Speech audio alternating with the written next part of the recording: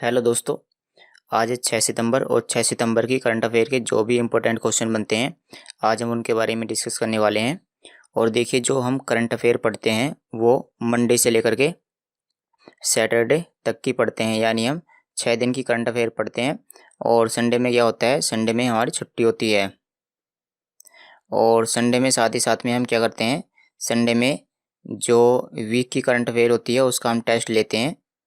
और साथ ही साथ में बता दें कि जो 15 तारीख आती है और जो 30 तारीख आती है, 15 और 30 को हम क्या करते हैं, जो मंथ की करंट अफेयर होती है मंथ की, उसका हम टेस्ट लेते हैं।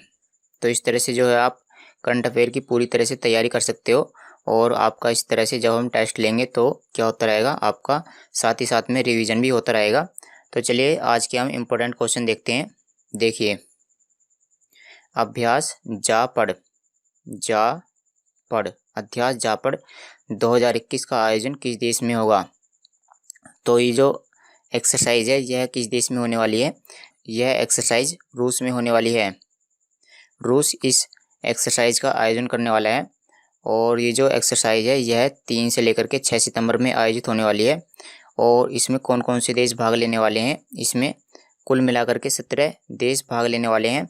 और जिनमें से कुछ देश हैं Mongolia, Armenia, Kazakhstan, Tajikistan, Kyrgyzstan, Serbia, रूस, भारत और बेलारूस। तो इसमें कुल मिलाकर के 17 देश भाग लेने वाले हैं।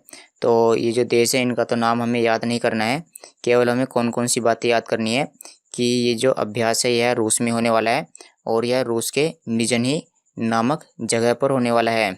केवल ये 2 बातें ही याद करनी है। और भारत भी इसमें हिस्सा लेने वाला है। बर्ड, यहाँ पर देखिए बर्ड, बर्ड का मतलब क्या होता है, बर्ड का मतलब होता है चिड़िया। Bird photographer of the year 2021 का पुरस्कार किसने जीता है। तो यहाँ पर देखिए ये है एक बर्ड।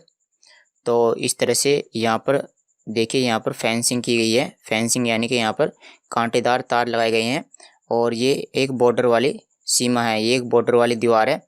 बॉर्डर किस किस के बीच में है, यह बॉर्डर मैक्सिको, यह बॉर्डर मैक्सिको और अमेरिका के बीच में है। तो यहाँ पर ये जो बॉर्डर है इस पर ही ये जो बर्ड है ये इस तरह से चल रही है। और ये जो बर्ड इस तरह से चल रही है तो इसी का ये फ़ोटो खींचा गया है, अलेजांद्रो प्रीतो। तो इस फ़ोटो को खींचने की वजह से ही इनको bird photographer of the year का पुरस्कार दिया गया है। तो ये जो दीवार है ये कहाँ पर स्थित है, यह मैक्सिको और अमेरिका के बीच का बॉर्डर है।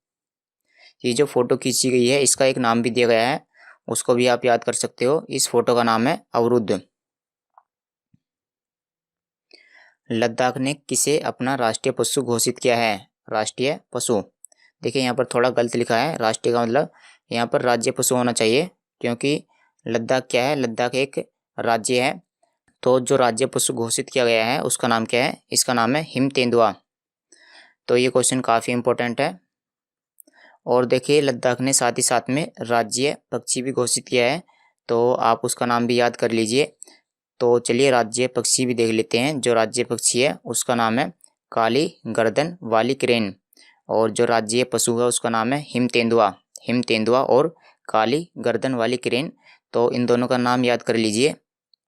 हाल ही में जो जम्मू कश्मीर केंद्र शासित प्रदेश है इसके द्वारा भी अपने राज्य का जो राज्य पक्षी है और जो राज्य पशु है वो भी घोषित किए गए हैं, तो आप इनका नाम भी याद कर लीजिए।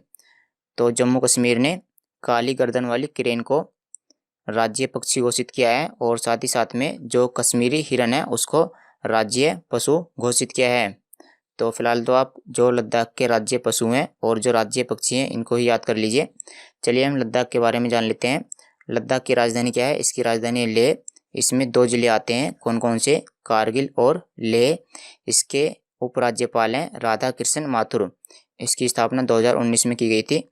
2019 में ये यहाँ पर क्या था, ये यहाँ पर जम्मू और कश्मीर राज्य था। इसको 2 हिस्सों में तोड़ दिया गया। एक तो था जम्मू और कश्मीर, ये जो हिस्सा है ये वाला, ये तो है जम्मू और कश्मीर। और जो इधर वाला दूसरा वाला हिस्सा है ये क्या है, ये है लद्दाख। तो यहाँ पर देखो ये जो पार्ट है अक्साई चिन, ये तो चाइना के हिस्से में है। चाइना ने इसको 1962 चाइना ने इसको 1962 के युद्ध में भारत से ले लिया। और यहाँ पर ये जो ग्रीन वाला हिस्सा है ये है पाक ऑक्यूपाइड कश्मीर, यानी पीओसी, पाक ऑक्यूपाइड कश्मीर, यानी ये जो हिस्सा है यह पाकिस्तान ने ले लिया है। पाकिस्तान ने इसको कब जीता था? पाकिस्तान ने इसको 1962 में, 1948 में इसको भारत से ले लिया था। तो आप ये जो डेट हैं आप इनको यहाँ पर याद कर सकते हो। ये हिस्सा पाकिस्तान के कब्जे में है, ये हिस्सा चाइना के कब्जे में है, और यहाँ पर ये है जम्मू और कश्मीर, और ये है लद्दाख। लद्दाख की हाल ही की जो योजनाएं हैं उनको आप यहाँ पर देख सकते हो। लद्दाख ने यूनटैब योजना, पानी महाअभियान शुरू किया है, और साथ ही साथ में लद्दाख में दुनिया के सबसे ऊंचाई वाले मूवी थिएटर का उद्घाटन किया गया है, और यहाँ पर ATC यानी एयर ट्रैफिक कंट्रोल टावर का भी निर्माण किया गया है जो दुनिया का सबसे ऊंचा है, और साथ ही साथ में लद्दाख में सबसे ऊंची सड़क का उद्घाटन भी किया गया है। तो चलिए अगला क्वेश्चन देखते हैं। किस राज्य ने 7 पहल शुरू की है? 7 पहल, तो यह पहल शुरू की गई है जम्मू और कश्मीर के द्वारा। तो चलिए इसके बारे में थोड़ी सी बातें जान लेते हैं। आप यहाँ पर देखिए, ये हैं जम्मू और कश्मीर के उपराज्यपाल, लेफ्टिनेंट गवर्नर, और इनका नाम क्या है? इनका नाम है मनोज सिन्हा।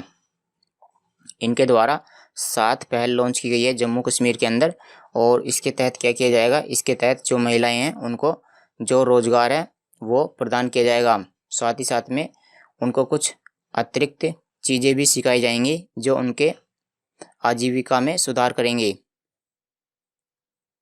चलिए जम्मू और कश्मीर के बारे में भी जान लेते हैं। इसकी राजधानी क्या है? इसकी ग्रीष्मकालीन राजधानी है श्रीनगर, और इसकी शीतकालीन राजधानी है जम्मू। यहाँ के उपराज्यपाल हैं मनोज सिन्हा, और इसको 2019 में केंद्र शासित प्रदेश बनाया गया था। हाल ही की जो जम्मू कश्मीर की योजनाएं हैं आप इनको यहाँ पर पढ़ सकते हो। प्रवीण कुमार ने टोक्यो पैरालंपिक में कौन सा पदक जीता है? तो आप यहाँ पर देखिए, प्रवीण कुमार ये किस खेल से संबंधित है? तो पहला क्वेश्चन तो यही बनता है, तो ये ऊंची कूद से संबंधित है, ऊंची कूद या हाई जंप। ये जो है ये हाई जंप से संबंधित है, और इन्होंने टोक्यो पैरालंपिक में रजत पदक जीता है।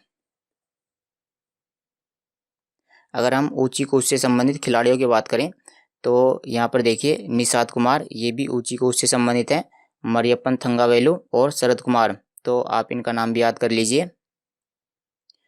टोक्यो पैरालंपिक में कौन 2 पदक जीतने वाली पहली भारतीय महिला बनी है? तो इनका नाम है अवनी लेखरा। इन्होंने 2 पदक जीते हैं, एक तो इन्होंने स्वर्ण पदक जीता है और दूसरा इन्होंने कांस्य पदक जीता है। स्वर्ण पदक जीता है इन्होंने 10 मीटर शूटिंग में, और जो कांस्य पदक है वो इन्होंने 50 मीटर शूटिंग में जीता है। तो इनका जो यहाँ पर ये जो रेंज है शूटिंग की, इसको भी आपको याद करना पड़ेगा। देखिए जो भारत है, भारत ने अभी तक 5 गोल्ड मेडल जीत लिए हैं, और कुल मिलाकर के भारत ने अभी तक 19 सारे के सारे पदक जीत लिए हैं। तो इसमें भारत जो है 24वें स्थान पर है। अगर हम पहले स्थान पर बात करें तो इसमें पहले स्थान पर है चाइना। भारत ने अभी तक 4 पदक से ज़्यादा कभी भी नहीं जीते थे, लेकिन इस बार टोक्यो ओलंपिक में भारत ने 19 पदक जीत लिए हैं। तो चलिए अगला क्वेश्चन देखते हैं। देखिए, न्यू डेवलपमेंट बैंक के सदस्य के रूप में कौन से देश शामिल हुए हैं? तो जो NDB है यानी न्यू डेवलपमेंट बैंक है, इसमें कौन कौन से देश शामिल हुए हैं ये हमें बताना है। तो इसमें हाल ही में संयुक्त राज्य अमेरिका, बांग्लादेश और उरुग्वे, ये इन तीनों देशों को शामिल किया गया है। और देखो शामिल करने का मतलब क्या है? शामिल करने का मतलब ये है कि ये जो तीनों देश हैं ये न्यू डेवलपमेंट बैंक से लोन ले सकते हैं। चलिए अब हम NDB के बारे में जान लेते हैं। देखिए इसकी स्थापना कब हुई थी? इसकी स्थापना 15 जुलाई 2014 में हुई थी, और इसकी स्थापना ब्रिक्स देशों के द्वारा की गई थी, और इसका मुख्यालय संघाई चाइना में स्थित है। और वर्तमान में इसके अध्यक्ष कौन है? Marcos Prado ट्राइजो। वैश्विक ATD सर्वश्रेष्ठ पुरस्कार किस महारत्न कंपनी ने जीता है? तो ये जो ATD सर्वश्रेष्ठ पुरस्कार है यह पावर ग्रिड के द्वारा जीता गया है, जो भारत की एक महारत्न कंपनी है। इसको विश्व में कुल मिलाकर के 71 में से 8वां स्थान प्राप्त हुआ है। अगर हम पावर ग्रिड की बात करें तो इसकी स्थापना 1989 में की गई थी, और इसका मुख्यालय गुड़गांव हरियाणा में स्थित है। कौन सा राज्य डिफेंस एक्सपो 2022 की मेज़बानी करेगा? तो सबसे पहले हम यहाँ पर राज्य का नाम जान लेते हैं। राज्य का नाम है गुजरात, और आप यहाँ पर देख सकते हैं ये हैं रक्षा मंत्री राजनाथ सिंह और ये हैं गुजरात के मुख्यमंत्री विजय रूपानी। इन दोनों के बीच में समझौता हुआ है और जो है गुजरात 2022 में डिफेंस एक्सपो की मेज़बानी करने वाला है। यहाँ पर देखिए डिफेंस एक्सपो का मतलब क्या है? इसका मतलब है प्रदर्शनी। प्रदर्शनी प्रदर्शनी का मतलब क्या है? प्रदर्शनी का मतलब है कि यहाँ पर जो डिफेंस से संबंधित जो भी सारे के सारे उपकरण हैं, जैसे टैंक होता है या कोई मिसाइल होती है, तो इस तरह से उनका यहाँ पर प्रदर्शन किया जाएगा। और इसमें जो विश्व के बहुत सारे देश हैं वो भी इसमें पार्टिसिपेट करेंगे। तो इससे क्या होगा? इससे फ़ायदा ये होगा कि अपने ही देश में बहुत सारे रक्षा उपकरण बनने लगेंगे।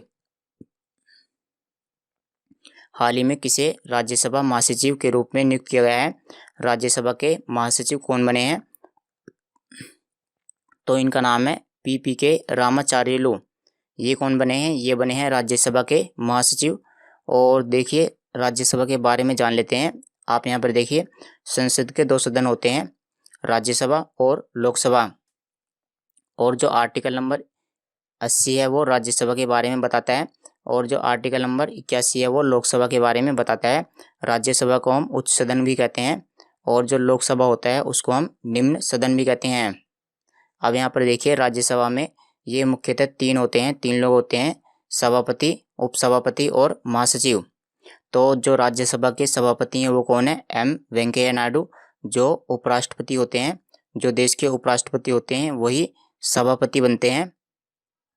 और जो उपसभापति हैं वो कौन है? वो हैं हरिवंश नारायण सिंह। और जो महासचिव बने हैं वो कौन है? PPK रामाचार्युलु। और आप यहाँ पर राज्यसभा को देख सकते हो, ये है राज्यसभा।